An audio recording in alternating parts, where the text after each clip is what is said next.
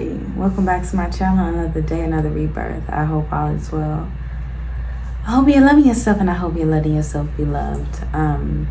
Today we're going to talk about the energy of the collective. How are you feeling? I know how I'm feeling. I rolled my numerology dice. I like to ask the universe, like, what are we going through? What number can you give me that gives me insight on what we're going through? What am I going through? What are we? You know?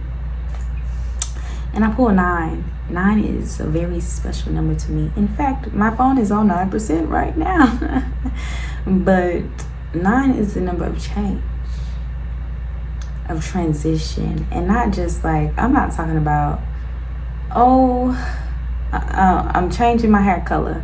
I'm talking about, I'm going bald type of change. I'm talking about, I'm moving states type of change. I'm going from one dimension into another because that dimension no longer serves me and that group of people no longer serves me. So I don't even pick up my phone for them no more. That type of change. And that can only make sense coming off the Mercury retrograde in Leo that we just had. I'm not even a big astro girly, but let me tell y'all, I had a good falling altitude. And I'm like, oh, is this how you see me?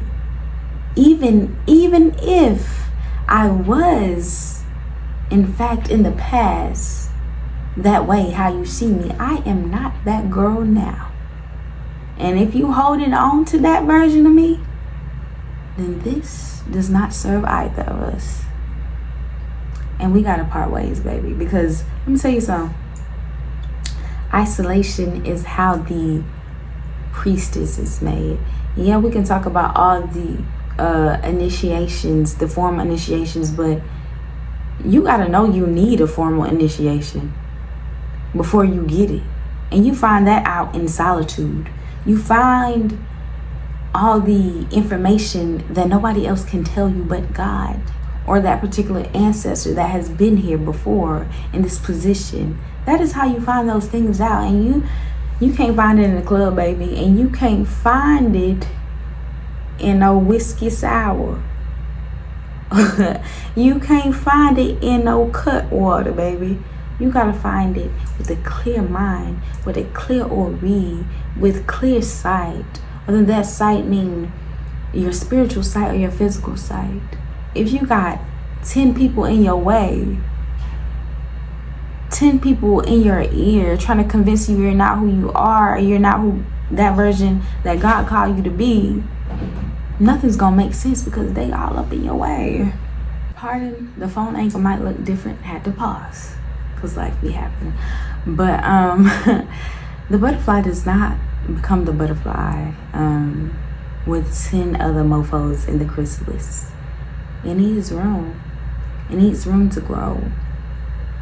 And so do you. Your wings can't spread when everybody is just on you. On your energy, on your body, on your mind. Like, you gotta let that ish go. Don't get me wrong.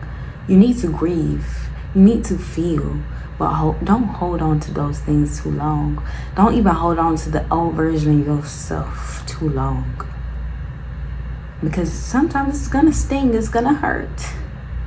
And you have to allow yourself to regroup so you can align with the things that are necessary in this timeline.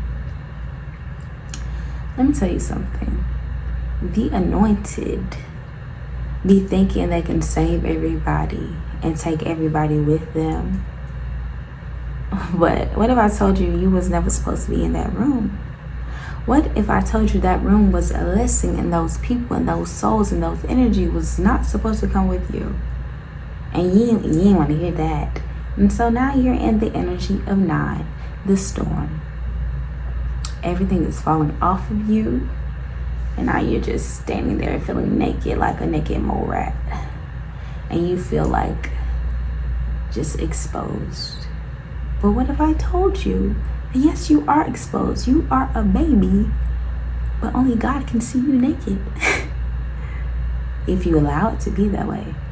Now, some of us will fight that change, fight that feeling of being exposed, and go into rooms, into environments that take advantage of that exposed energy, of that vulnerability, of that rawness.